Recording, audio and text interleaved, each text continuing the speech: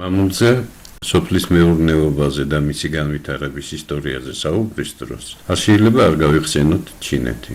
მისი სოფლის მეურნეობის განვითარების ისტორია.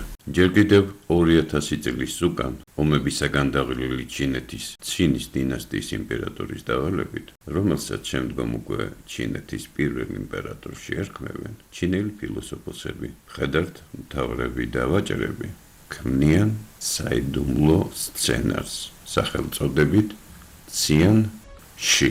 ამ სცენარის შესაბამისად მეზობელი პატარა სახელმწიფოები და სტრატეგიულად საინტერესო ტერიტორიები, რომლებსაც შემდგომ პლაცდარმად გამოიყენებდნენ, ცინის იმპერიის საიდუმლო სამსახურებს უნდა დაეპყროთ ნელ-ნელა, უსისხლოდ, უხმაუროდ, ცეცხლისა და מחვილის გარეშე. ვინაიდან ცეცხლითა და מחვილით დაპყრობას თანძდებს შურისძიების, განთავისუფლების სურვილი. ამ სცენარის საფუძველი იყო და დღესაც არის ნელი მტრისათვის შეუმჩნეველი მოქმედება, მისი მატერიალურ-ტექნიკური ბაზის, გასაღების ბაზრების, პირველ რიგში სასურსათო უსაფრთხოების მოშლა. ამით სოფლის მეურნეობის განადგურება, შედეგად კი ადგილობრივი მოსახლეობის დამშევა.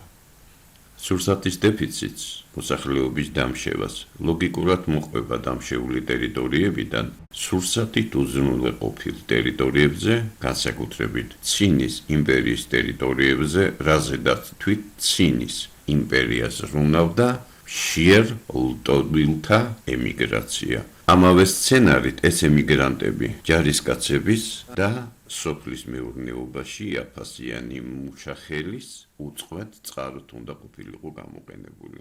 ცხადია, ეს ხელშეუწყობდა სამხედრო წარმატებებს, კერძოდ ახალი მიწების დაპყრობას, ცინის იმპერიის სასურსათო უსაფრთხოების გაძლიერების, ბარაქის შექმნას და პირველ რიგში ეს ყველაფერი გამოყენებული უნდა ყოფილიყო დამპყრობლური ომების საწარმოებლად. ამავე სცენარების მიხედვით დამშეულ ტერიტორიებზე უნდა შექმნილიყო კლანები, ასე ვთქვათ პარტიები, რომლებსაც ცინის იმპერია ერთმანეთს დაუპირისპირებდა.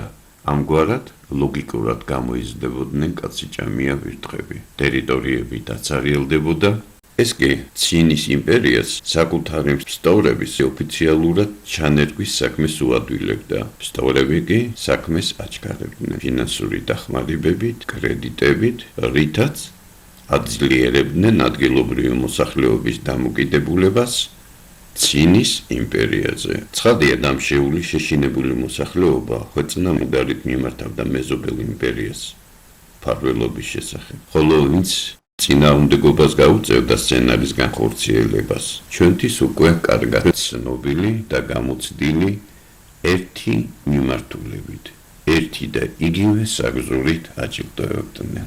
ამ სცენარებმა დღეს მოდიფიცირებები განიცადეს, მაგრამ საფუძველი მაინც იგივე მრავალნაცადი ციან ში იდეები დარჩა. პარალელურად ღია თუ ფარული ომებისა, თავისი მონაპოვრის დასაცავად იმპერატორმა დაიწყო მსოფლიო საოცრების 5000 კილომეტრის სიგრძის ჩინეთის კედლის მშენებლობა. თავისი განშტოებებით კი ჩინეთის კედელი 15000 კილომეტრს აღწევდა. ყოველი ამისთვის მან მიწასთან და ქვის ბლოკებთან ერთად გამოიყენა ბრინჯის, კირის და კვერცხის ნაზავი. ჯარისკაცების, მუშახელის, მათი სურსათის, ბრინჯისა და კვერცხის საწარმოებლად კი დაიწყო იმპერიაში დაუსახლებელი ტერიტორიების დასახლება და უდაბნოების გაუაზისება. უდაბნოების გაუაზისებისათვის პირველ რიგში სარწყავი არხების მშენებლობა იყო საჭირო. იქ, სადაც მშენებლებს წინ კლდეები ეღობებოდათ, ისინი დაშალეს. შეგახსენებთ, რომ ამ დროს ჩინეთში ჯერ დენთი არ იყო გამოგონებული. ამიტომაც ჯერ ცეცხლით კლდეებს აცხელებდნენ, ავარვარებდნენ, ამის შემდგომ გაცხელებულ კლდეებს ასხამდნენ წყალს, გავარვარებული კლდე სკადებოდა და ნამსხვრევები გაჰქონდათ ხელით. შედეგად ამ კლდეების ადგილებზე უკვე არხები და აყვავებული უდაბნოები რჩებოდა. მოგვიანებით მე-5 საუკუნეში ხანის დინასტიის იმპერატორმა ხანმა მდინარე იანძისა და ხუანხეს შორის 1500 კილომეტრის სიგრძის კიდევ ერთი მსოფლიო ჰიდროტექნიკური საოცრება, სატრანსპორტო და სარწყავი არხი გაიყვანა. ამ არხით, გარდა იმისა, რომ ჩრდილოეთ ჩინეთის სამხრეთს დაუკავშირა, ჩინეთის შუაში უდაბნოები გააოაზისა და სამუშაო ადგილებიც გააჩინა. ამასთან სურსათით შექმნა, ხოლო ჩინეთი სოფლიო მნიშვნელობის საბაზრო ცენტრად გადააქცია. როგორც უკვე აღნიშნეთ, ციანშის იდეების მოდიფიცირება განიცადეს. აფხაზეთისა და სამაჩაბლოს მაგალითები ჩვენთვის საკმაოდ მტკივნეული და ტრაგიკული გაკვეთილებია. ჩინეთი, რუსეთი და კიდევ სხვა ქვეყნები ციანშის მოდიფიცირებულ სცენარებს კვლავაც აქტიურად იყენებენ, სადაც პირველი სამიზნე დაუმუშავებელი მიტოვებული მამულები. მაგალითები საკმაოდ ბევრია. აი თუნდაც ერთ-ერთი მათგანი. ეს ჩინეთში გამოშვებული ერთ-ერთი ყოველდღიურია. დღევრის პირველ გვერდზე ჩინეთის რუკაა მოცემული, სადაც ხაბაროვსკი ჩინეთის ტერიტორიის ფარგლებშია მოქცეული, ხოლო თვით ხაბაროვსკი უკვე მოიხსენებენ როგორც ჩინურ ქალაქ ბარლის 10,000 კვადრატული კილომეტრი ხაბაროვსკის ოლქისა და შორეული აღმოსავლეთის სხვა ტერიტორიებისა, სწორედ სასოფლო-სამეურნეო წარმოების ეგიდით 50 წლიანი იჯარა გამოსყიდვის სახით აქვთ აღებული ჩინელ ფერმერებს, რომელთა რაოდენობაც ყოველწლიურად გეომეტრიული პროგრესიით იზრდება.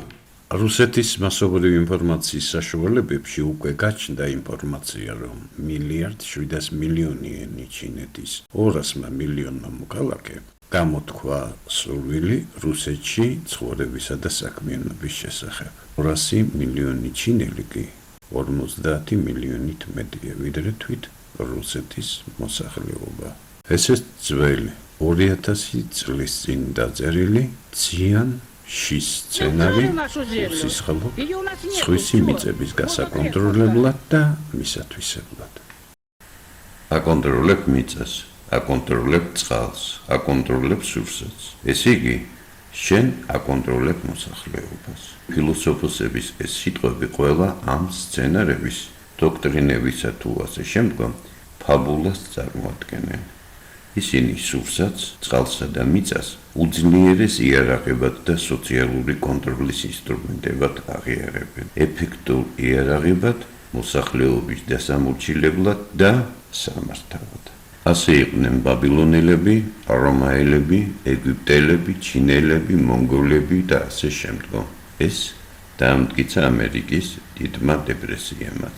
მაშინაც კი, როცა ამერიკაში მოსახლეობის 95% სოფლად ცხოვრობდა, მუშაობდა და თვითგამოკვების საშუალებას ჰქონდა. 1930 წლიდან 1940 წლამდე 7 მილიონი ადამიანი დაიღუპა შიმშილისა და არასაკმარისი კვების შედეგად. ამას ვიამტკიცებს წელს, დიახ არ მოგესმათ, წელს 2016 წელს ჰუმანიტარული კოლაფსი ვენესუელაში. პარადოქსია, მაგრამ ფაქტია, რომ ქვეყანა, რომელიც კარიბის ზღვისა და წყნარი ოკეანის ნაპირებზე მდებარეობს, ხოლო ტურისტებმა მას კომფორტული ჰავის ქვეყანა უწოდეს, ქვეყანას, რომელსაც ქრისტეფორე კოლუმბმა და ამერიკო ვესპუჩიმ პატარა ვენეციაში არქვეს. ქვეყანა, რომელიც ჯერ კიდევ 2010 წელს 65 მილიარდი დოლარის ნავთობს, გაზს, ბოქსიტებს, ოქროს, ნიკელს, ყავას, ძვირფას ქვებს, ქვანახშირს და ასე შემდგომ ყიდდა, იმპორტი კი ორჯერ უფრო ნაკლები იყო და 31 მილიარდ დოლარს შეადგენდა, უკვე რამოდენიმე წელია, რაც შიმშილობს. ფაქტია, რომ სურსათზე მრავალკილომეტრიან რიგებს დამშეულმა ვენესუელელებმა ვერ გაუძლეს. ფაქტია, რომ რიგში დგომის დროს ბევრი შიმშილისაგან გრძნობას კარგავდა. ფაქტია, რომ ბევრმა ვერ გაუძლო შიმშილით ტანჯვას, არ შეეპოვა ძალოვანთა მიერ გახსნილ ცეცხლს. ხალხმა მასიურად მიჰყო ხელი მაღაზიების, საწყობების, გაეროს, სასურსათო დახმარებების, სატვირთო მანქანების დარწვას, დარბევას და ასე შემდგომ.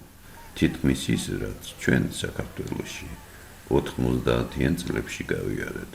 სამწუხაროდ როგორც ჩანს, ზოგიერთებისათვის ეს ფაქტები დავიწყებას მიეცა. Აშკარად ჩანს, რომ ფაქტები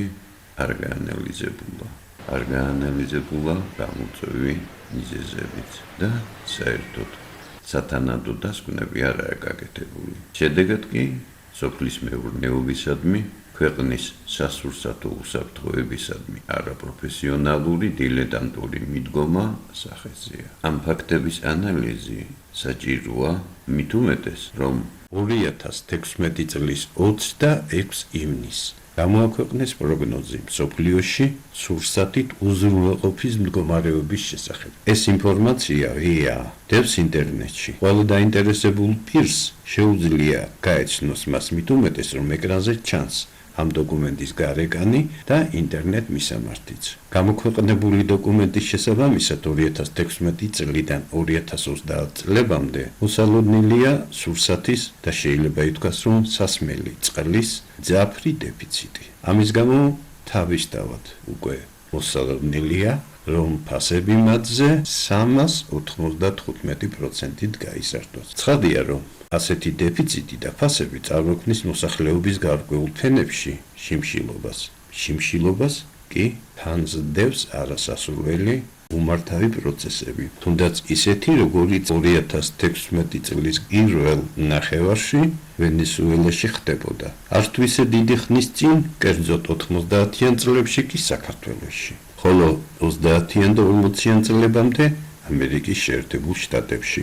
დავივიწყებთ ციან შის სცენარსაც. ასევე ისტორიას თუ როგორ აქციეს ჩინელებმა უდაბნოები ოაზისებად და პროცესები, რომლებიც ჩინეთში დღესაც მიმდინარეობს. მით უმეტეს, რომ ისედაც რთულ საგანგებო სიტუაციებს ამძაფრებენ კლიმატის გლობალური ცვლილებებით გამოწვეული კატასტროფების გახშირებებისა და გაძლიერების პროგნოზები. საქართველო კი ამ მხრივ მსოფლიოს ურთულეს რეგიონებს მიეკუთვნება.